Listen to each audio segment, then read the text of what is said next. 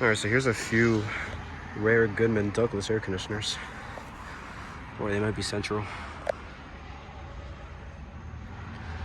It's one of the first encounters I've ever seen.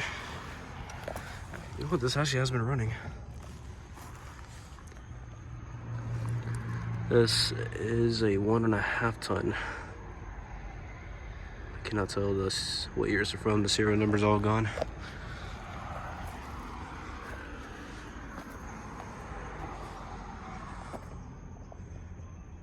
Let's see if I can get the other one.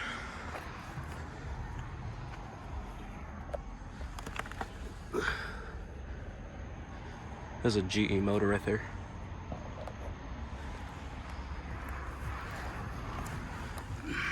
This one is from 2000. It's a 1.5 ton as well. There's a newer ductless unit. Probably replace one of these. It's a Team Air. Not gonna get the data. It's not as interesting as these. Here's the last one right here. Yeah, these are pretty much the same.